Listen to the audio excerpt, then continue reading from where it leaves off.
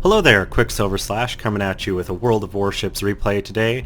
I am driving the Tier 6 British Premium Battleship, the Grand Old Lady HMS Warspite. I absolutely love this ship. Being Canadian, Royal Navy has a soft spot in my heart, and I cannot wait until they release any of the Royal Navy ships and lines. And until then, I am getting a very experienced captain in this ship. Now, a quick look at the team lineups. You'll notice Tier 6, biggest battleship in the game, but there are Tier 7 aircraft carriers, as well as some Tier 7 destroyers and cruisers. I'm playing alongside a couple of my common division mates, Savea and Flying Goomba, and our plan off the start is to head for A.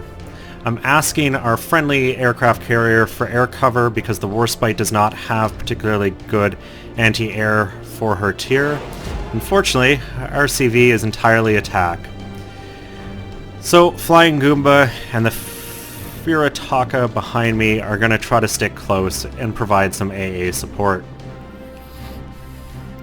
Now, one of the things I find with this ship, particularly with its 23.5 knot top speed, you've got to be decisive where you're going and read the map. If you end up playing reactionary kind of gameplay, it doesn't work too well because you can get caught out of position easily.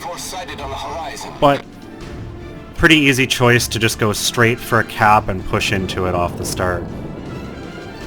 Notice a bit of a replay bug, but it just went away there. Hopefully that doesn't come up too much throughout.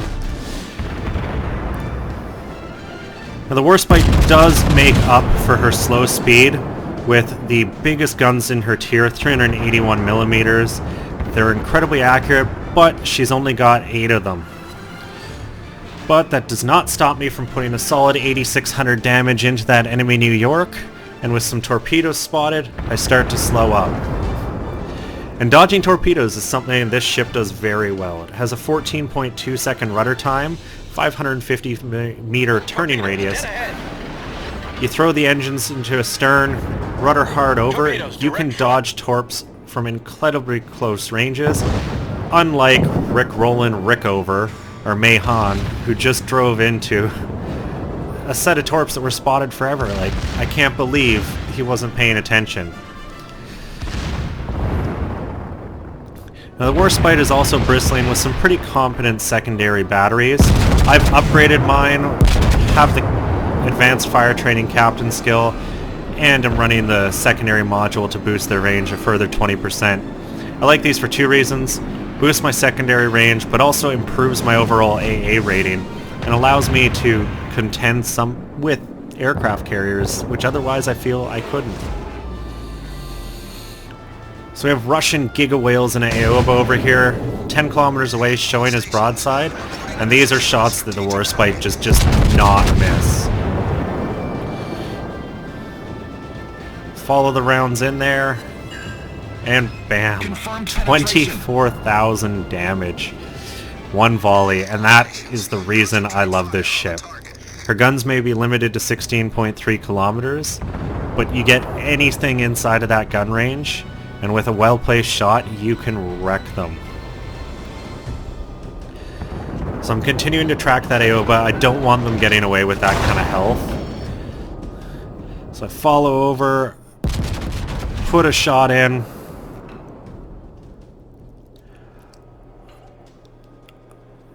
Unfortunately, only one of the shells hit.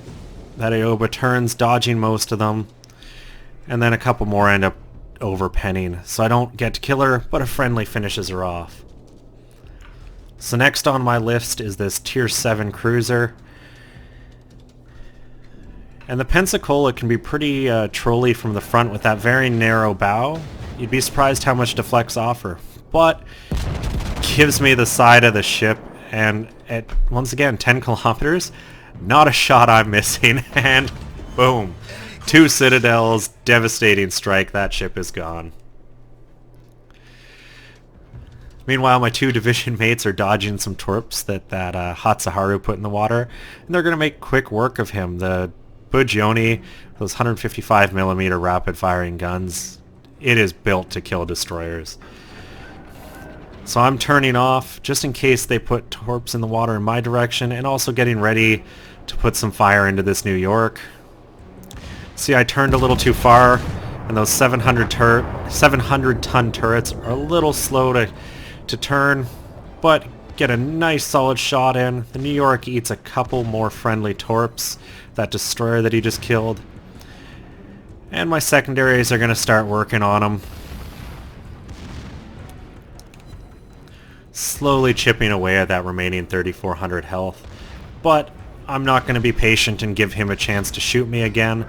So the second my shells are ready, I aim the shot, wait for him to go nose on, aim for his superstructure, put a nice hit in, finishing off the New York. So we're about 5 minutes into this game, already I've done 82,000 damage, have 2 kills. I'd be pretty happy here, but this game is far from over. I can see the enemies have pushed over through D and appear to be going south, having wiped out most of our team over there. So I turn around and prepare to head to Charlie and defend one of our cap points.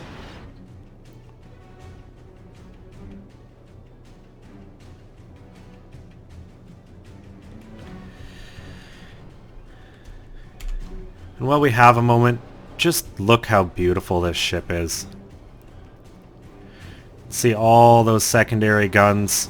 She is bristling with a surprising amount of AA, it's just not as effective. And there's a bit of a gap in her coverage range. But I absolutely love how this ship looks. She's got a storied history, having served in both World Wars, and has more battle honors than any other ship in the Royal Navy. So it's fitting that she was the first ship put into the game. I just wish Wargaming would hurry up and get some more Royal Navy ships in here. The dominant naval power in the world for well over a century. It seems unfair that they've been neglected thus far.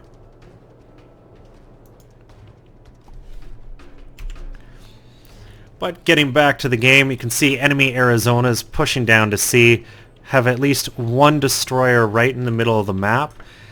And I'm going to be a little leery of them, but I have to push, I have to keep moving. And if I were to try to turn and go the long way south, I don't know that I could have the type of impact that I need to.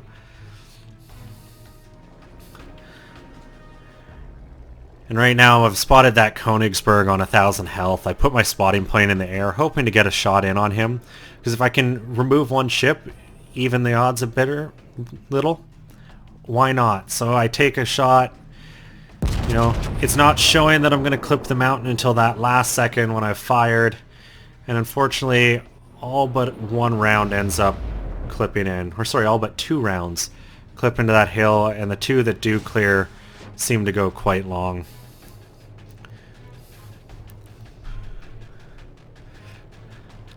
So right now I have a decision to make as I'm closing into sea. I know the Arizona's there, so having the turrets on my left side probably isn't best, but there's also these destroyers.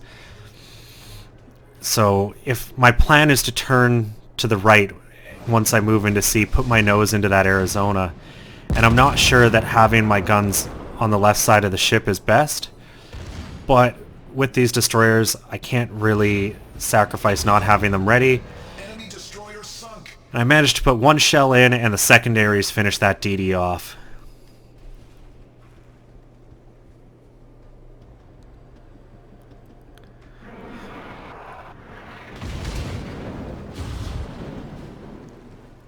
So I'm sticking close to land here to keep any shots that Arizona may have at me and any line of sight they have at me away. The Königsberg got a couple shots off, but that's mostly because the DD had me spotted, and I'm going to make them pay for that. Fire a pair of my turrets at her, and I nail a Citadel. Honestly, that shot could have overpenned and it still would have killed them with only 1,000 health, but always nice to get that extra little Citadel ribbon. And we've got a Minakaze in close, 3 kilometers. Secondaries are rattling away at her, trying to get the guns over. And you can see just how slow those turrets are. They're incredibly well armored, which is awesome when you're taking hits, but when you need your guns to respond, they can hurt.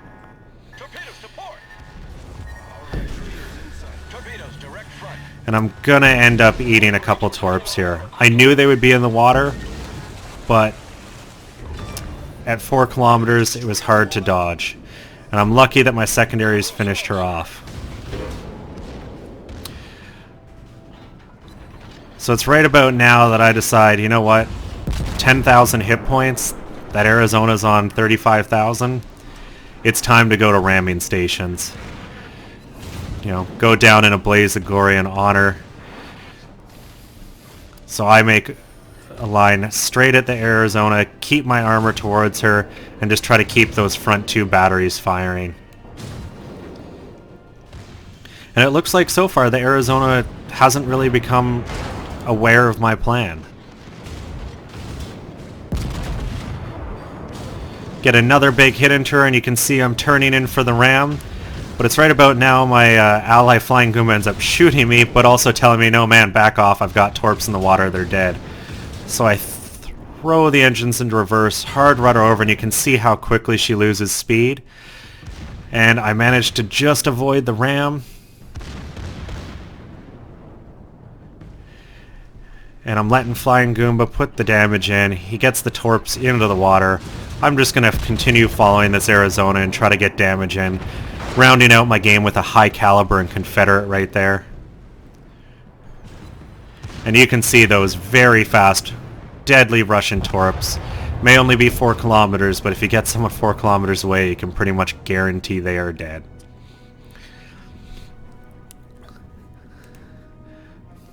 So with most of the action having quieted down, our team has 3 of the caps. You can see that enemy Nicholas over attacking our Ranger.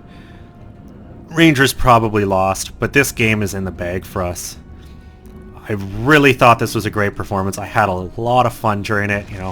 104,000 damage, 5 citadels, you know, a couple massive hits into enemy cruisers early on. And it just had me laughing start to finish.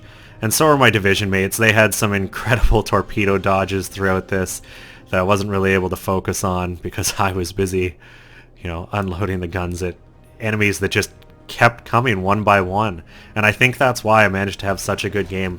I was never overwhelmed by a, you know, serious amount of firepower, which can be the Warspite's undoing. If you get a couple cruisers all attacking you at the same time, they can just start those fires on you. And with that massive superstructure that the Warspite has, they're able to put a good amount of damage into you. But they came at me one at a time, gave me their broadsides, and let me just rip them to pieces. And it really allowed me to, you know, show how great this ship can be and the situation she's really built for. And I cannot wait for the rest of the line to come into the game, because if any of the British ships are, you know, as good as this ship is, I will absolutely love the British lines. And the game ends there. We capped out 1,000 points. Didn't have time to hunt down that final scummy destroyer. I would have loved the 6 kill to round it out. But even then, 427,000 damage, 6,200 experience, 2 close quarters experts, Confederate, Dreadnought, Kraken Unleashed, devastating strike, and high caliber. I did 105,000 damage, you know. 5 citadels, absolutely annihilated that tier 7 Pensacola when he gave me his broadside. I ruined that Aoba's game early on. You can put huge shots in.